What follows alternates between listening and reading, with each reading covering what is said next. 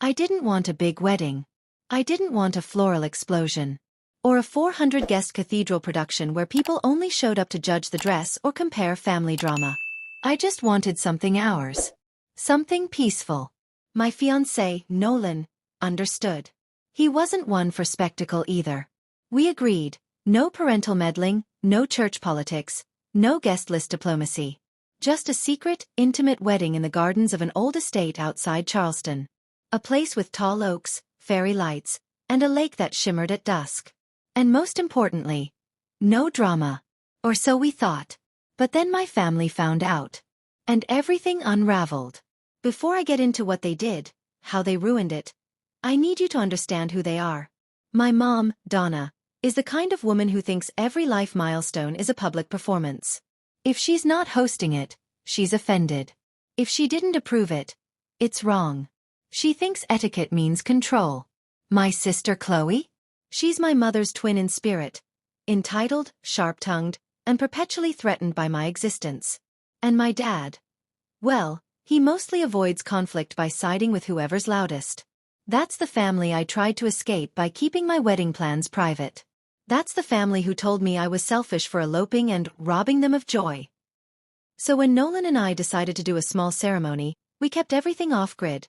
No Pinterest boards, no shared cloud folders, no bridal magazine subscriptions. Just us and a quiet plan. The venue? A gorgeous moss-covered estate named Crescent Ridge.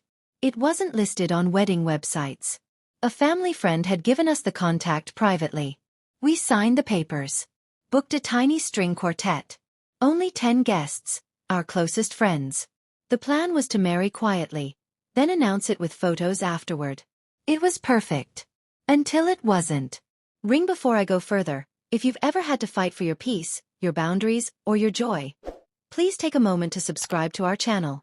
These true stories expose the unseen battles behind closed doors, and your support helps us keep telling them. Thank you. Ring. 2 weeks before the wedding, I started getting weird texts from Chloe. Doing anything fun on the 24th? I heard Charleston's really pretty this time of year. Mom says you're hiding something. Winky face. My stomach dropped. I hadn't told anyone about the venue. Not even where we were staying. How did they know? I asked Nolan. Did you mention it to anyone?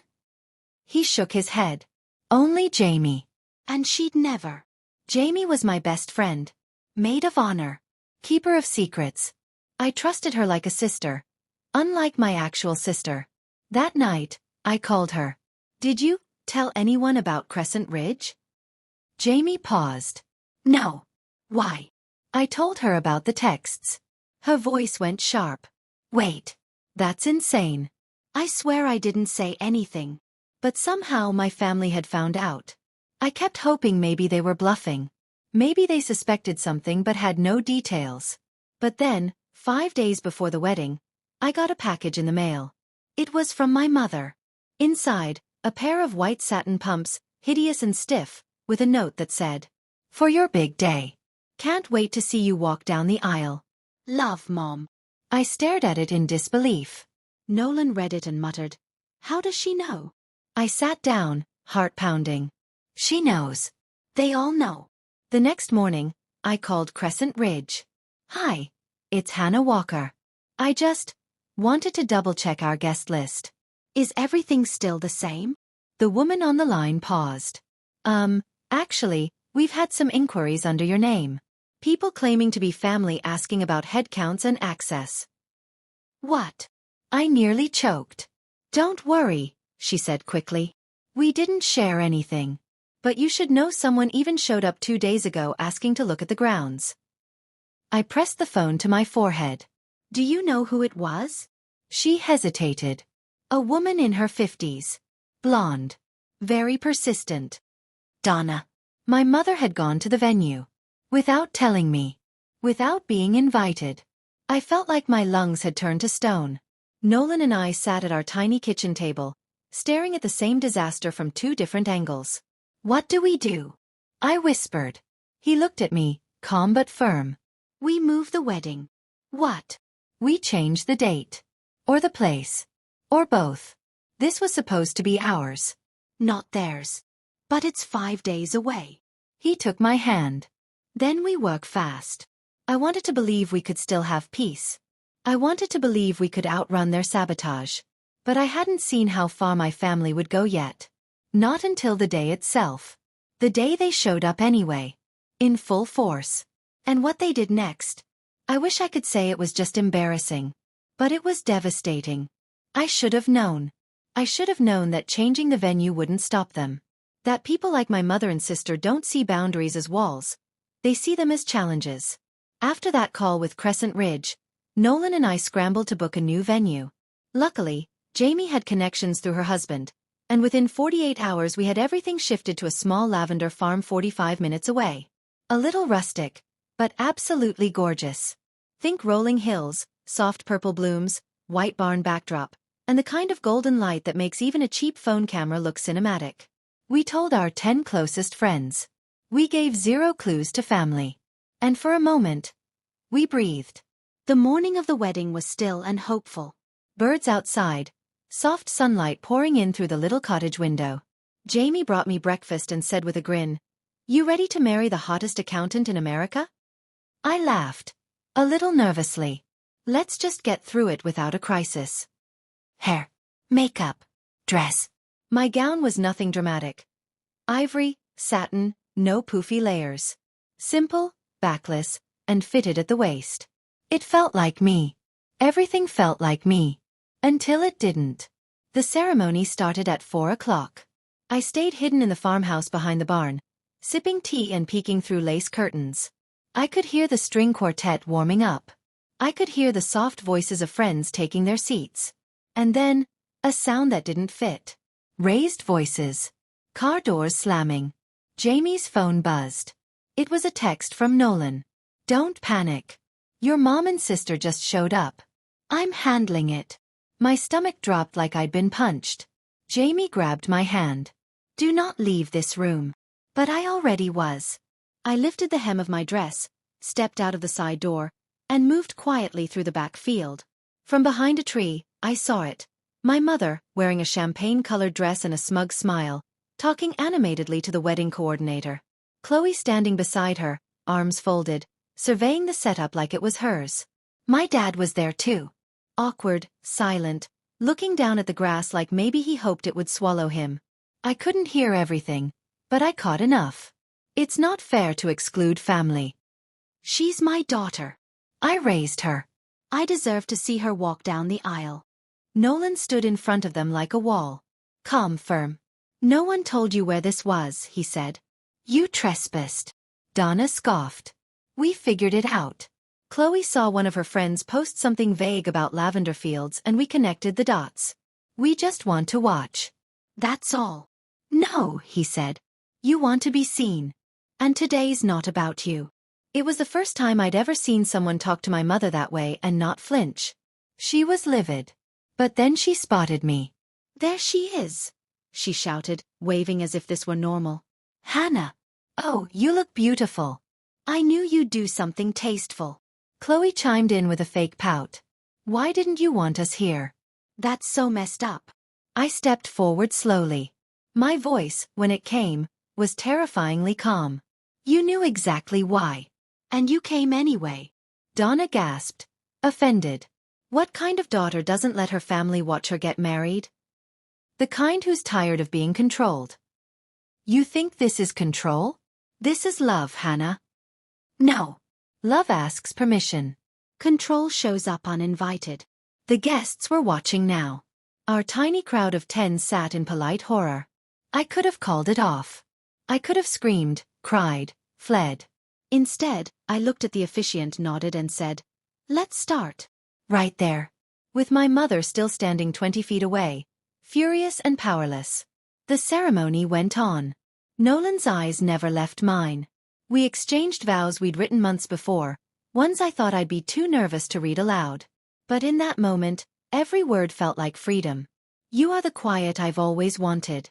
You are the peace I didn't believe I deserved."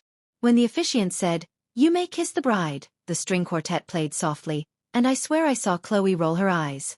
But I didn't care. Because in that kiss, in that moment, I had reclaimed something no one could take. The reception was just as we dreamed. Intimate, funny, real. We danced under string lights, ate wood-fired pizza and lavender cake. Our friends toasted us with happy tears. And my family? They stayed. Oh, not at the reception. But parked just far enough away in their car, watching from a distance, probably fuming that their ambush had failed. Let them stew.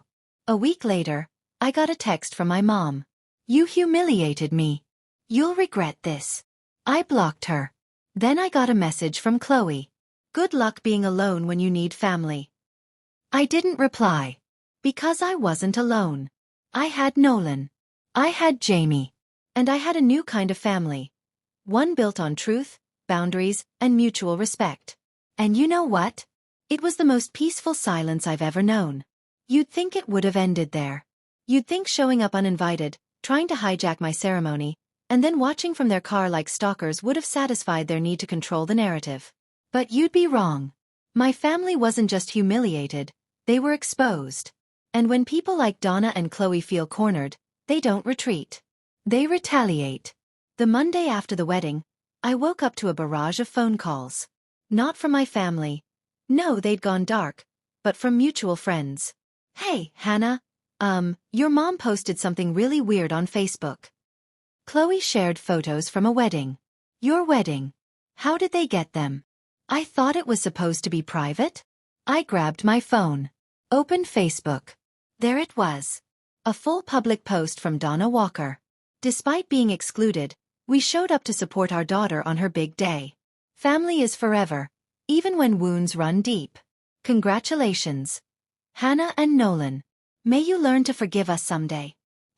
#family over everything #proud mother. Below it, 5 blurry zoom lens photos from the parking lot. Me in my dress. Nolan with the officiant. Our kiss. All taken from the distance like some deranged wildlife documentary. And hundreds of comments from extended family and church friends. So beautiful. Glad you went anyway, Donna. She'll come around. Daughters always do. Shame she didn't invite you. Unbelievable. The narrative had shifted. Now they were the victims. And I was the cold-hearted daughter who'd left them out of her wedding. Nolan saw it too. He handed me coffee and kissed my forehead. You okay? I shook my head. She turned it into a sympathy parade. Jamie was furious. Want me to comment? I'll go full scorched earth. No, I said. That's what she wants. Public drama. I'm not giving it to her. But it didn't stop there. A few days later, Chloe posted a video montage on Instagram titled, My Baby Sister's Wedding, even if she didn't want me there. It included photos of us as kids, a video of her outside the venue, pretending to cry, captions like, she broke our hearts, but I'll always be her sister. I watched it, horrified, as comments flooded in. You're such a good sister. She'll realize one day what she lost. You're taking the high road. I wanted to scream. This wasn't the high road. This was manipulation dressed as martyrdom. They had hijacked my wedding story. And then came the podcast. Yes, really. My mother appeared on a local podcast hosted by one of her church friends, some Christian parenting show called Faith and Family First. The episode? When your adult child cuts you off. I didn't listen to the whole thing. Just the part where she said, we weren't perfect parents, but we gave her everything. And then one day, she just ghosted us. Didn't invite us to her wedding. Didn't want us in her life. It's like grief, honestly. I turned it off. Not because I couldn't handle the lies, but because I could predict them. Every step, every post, every plea, it was all a strategy. If they couldn't control me privately, they'd paint me publicly. So I did something I hadn't planned to. I told my truth. On my terms. I sat down at my desk, opened my laptop, and wrote a post. Not for sympathy. Not to clap back. But for clarity. I never imagined I'd have to say this publicly. But here we are. I didn't invite my family to my wedding because peace, privacy, and boundaries are not punishable offenses. My wedding wasn't about revenge. It was about safety. For years, I was made to believe that love meant obedience. That setting limits was betrayal. I've learned that real love respects your no. My family showed up uninvited, took photos without permission, and then tried to rewrite the story. This is me taking the story back. I am not angry. I am free. I didn't tag anyone. I didn't point fingers. And I didn't check the comments for days. But when I did, there were hundreds. Some from people I hadn't spoken to in years. Some from strangers who had seen the mess unfold. And most of them said the same thing. Thank you for saying what so many of us are afraid to. 2 weeks passed. No word from my family. Then one evening, I received a voicemail. It was my dad. Hey kiddo. Just wanted to say, I read your post. And I'm sorry. I didn't realize how much we made you feel like a prisoner in your own story. I won't bother you again. Just, I love you. And I'm proud of you. Bye. I listened twice. I didn't cry. Not because I wasn't moved. But because for the first time in my life, I didn't need their approval to feel whole. That weekend, Nolan and I went back to the lavender farm. Just the two of us. No cameras. No guests. No drama. We walked the rows. Held hands. Laughed like teenagers. And at one point, he looked at me and said, "You really did it, didn't you?" I smiled. Yeah, I really did. It's strange how quiet life gets after a storm. Not silent exactly, but still. After the public Facebook chaos, the Instagram pity posts, and the manipulative podcast, everything slowed.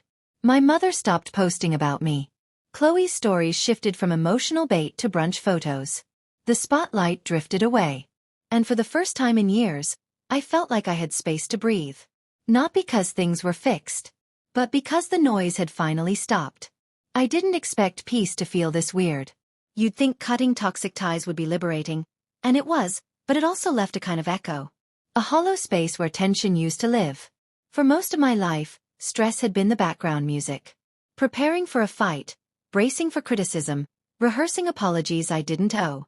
Now, suddenly, there was nothing to prepare for. The anxiety didn't disappear overnight. I'd still flinch when I got a text notification, half expecting a guilt trip or a disguised attack. But slowly something changed. I started painting again. Not professionally. Just watercolors in the kitchen on weekends. Abstract fields, lavender sunsets, crooked little trees. Things I hadn't touched since college. Nolan noticed. He started coming home with new brushes, weird-shaped palettes, even a set of tiny ceramic paint jars from some obscure Etsy store. "You're really good," he said one evening as I filled the page with smudgy hills. I shrugged. "I don't even know what this is." "It's freedom," he said. I didn't respond to my dad's voicemail for weeks. Not because I didn't want to, but because I wasn't sure how. He hadn't done what Mom and Chloe did. He hadn't tried to hijack my wedding or rewrite the narrative. But he let it happen. He stood by while they broke boundaries and buried the truth. 4 decades. Eventually, I wrote him a letter. Not an email. Not a text. A handwritten letter on thick stationery. "Dad, I heard your message. I appreciate your words. I hope you meant them. I'm not ready to rebuild anything right now. But I'm willing to believe that someday, I might be. For now, please respect the space. Love, Hannah." I mailed it without telling Nolan. Didn't check for a reply. Sometimes peace means not needing closure immediately. And then something unexpected happened. Jamie called me one Saturday morning in April. She sounded weirdly cautious. "Please don't panic, but I just got invited to Chloe's baby shower." I blinked. "What?" "I know. I didn't even realize she was pregnant. That made 2 of us." Jamie continued, "Apparently, your mom's hosting it. Big event. Catered. Floral theme." Of course it was. She sent an invite to me addressed as Hannah's ex-friend. "Thought you'd find that hilarious." I didn't laugh. I just sat there, the phone pressed to my ear, silent. "She's baiting you," Jamie added gently. "Don't take it." "I won't." But it stayed in my head. The fact that my mother was throwing another party. Another performance. That Chloe was parading her pregnancy as the next family production. And that I wasn't part of it. I didn't want to be. But it still stung. Nolan found me on the porch later that evening. I was barefoot, sipping tea, watching the sky shift colors. "Want to talk about it?" he asked. I hesitated. "Not really." He nodded, sat beside me. We didn't speak for a long time. Then he said, "You know, not every chapter needs a confrontation. Some just need distance." I leaned my head on his shoulder. "I'm tired of chapters." And just like that it happened. The shift. From rage to reflection. From proving to protecting. From reacting to releasing. I started journaling, not about what they did, but about what I needed. I wrote letters I never sent. I planted a garden with Nolan behind our house, rows of thyme and rosemary and bell peppers. My mother didn't stop being herself. Chloe didn't change. But I did. Because for the first time in my adult life, I stopped looking back. Then, one afternoon, Jamie called again. "You're not going to believe this." "What?" "She tried to get you blacklisted." I paused. "Who?" "Your mother." "I ran into a vendor you used for the wedding. The quartet. She told me Donna called and warned her not to work with you again. Said you were difficult. Unstable." I felt my jaw tighten. "What did the vendor say?" "She said she laughed and hung up." I exhaled. Then I smiled. Because even with all her scheming, even with all her manipulation, she was losing control. People were starting to see through her. And that was more satisfying than any confrontation could be. There's something oddly poetic about growing a garden during a personal storm. I used to kill every plant I touched. Ferns, succulents, even fake orchids somehow wilted in my presence. But now I spent my mornings kneeling in soil, brushing dirt from my knees, coaxing stubborn tomato vines to stretch toward the sun. And slowly, painfully slowly, things started to grow. Not just in the garden, but inside me. Nolan and I didn't talk about my family every day anymore. There was nothing left to argue or explain. My mother was who she was. Chloe too. And I'd finally accepted that closure was just another illusion. You don't need a perfect ending. You need a beginning without them. Still, the universe has a twisted sense of humor. One Tuesday afternoon, Nolan came home early, holding an envelope. "This came to the office," he said, setting it on the counter. "It's from Chloe." I stared at the handwriting. Pink ink. Swirly loops. Familiar and infuriating. I opened it. "Dear Hannah, I know you probably hate me, but I wanted to invite you to the baby's christening. I'm not asking you to forgive everything overnight, but maybe just come see your niece. No drama. No speeches. Just you and Nolan if you want. Love, Chloe." I stood there frozen. Part of me wanted to crumple the paper. The other part just whispered, "Why now?" I didn't respond right away. Instead I baked lemon bread, banana muffins, even attempted macarons. They failed spectacularly.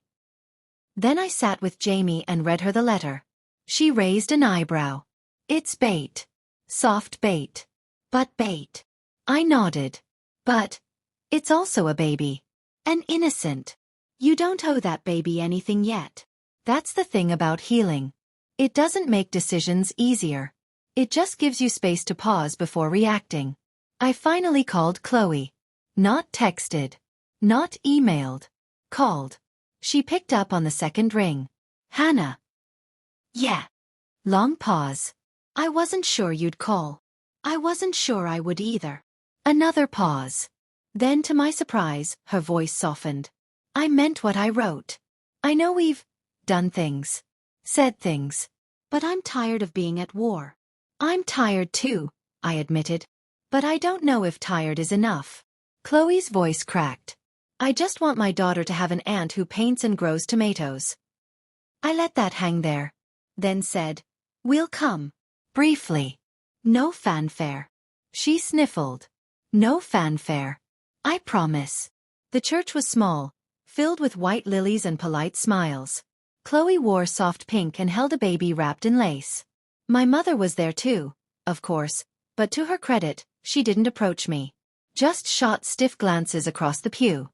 I stayed for the ceremony. Listened to the hymns. Watched Chloe beam down at her daughter with a warmth I didn't recognize. Then, after the final prayer, I walked up. She's beautiful, I said. Chloe smiled. Her name's Iris. She looks nothing like you, I joked. She laughed. Thank God. For a second it felt almost real. We didn't stay for the reception. But as I left, Chloe handed me a tiny envelope. Inside was a photo. Me and her as kids, playing dress-up in flower crowns. On the back, she'd written, "Maybe we were better before we knew how to hurt each other." I slipped it into my purse. Didn't cry. Didn't hope. But I felt something loosen in my chest. Weeks passed. The garden exploded into bloom. Tomatoes ripened. Peppers glowed orange. Even the herbs smelled louder. One morning, as I snipped basil, Nolan came out holding his phone. "You have to see this." I wiped my hands. "What?" He showed me a social media post. Donna's account.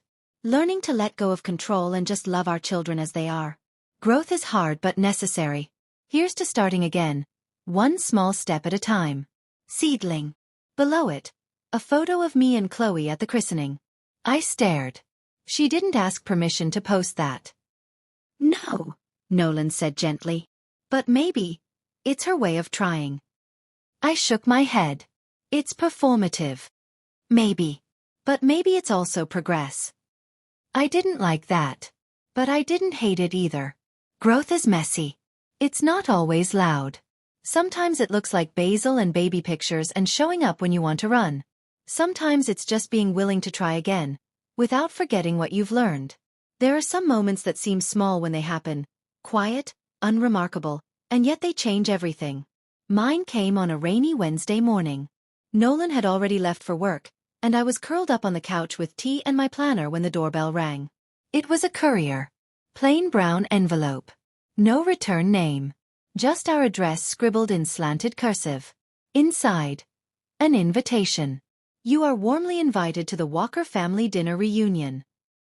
Date: October 10th.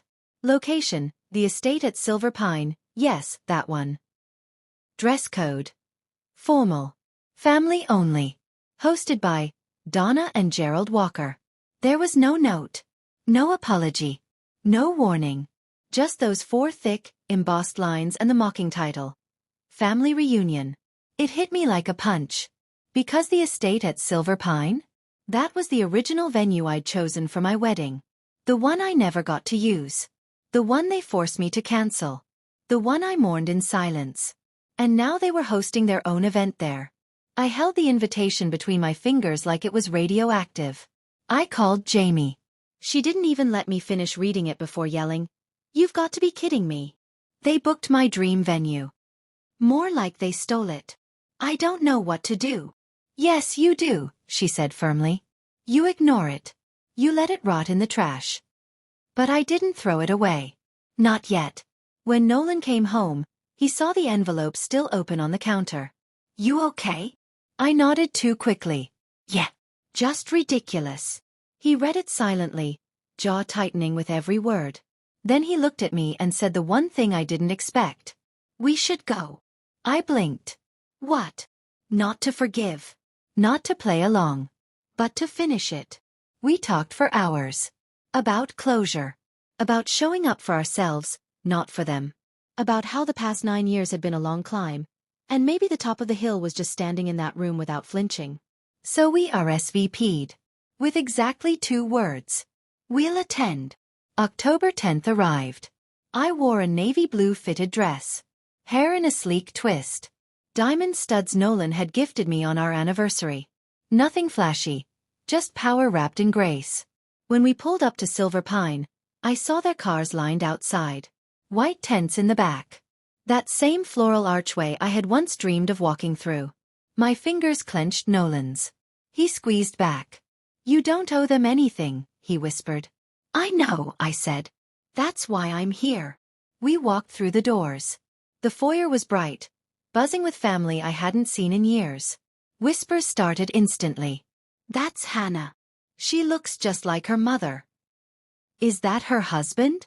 "He's cute." And then there she was. Donna. There are some moments that seem small when they happen, quiet, unremarkable, and yet they change everything. Mine came on a rainy Wednesday morning. Nolan had already left for work, and I was curled up on the couch with tea and my planner when the doorbell rang. It was a courier.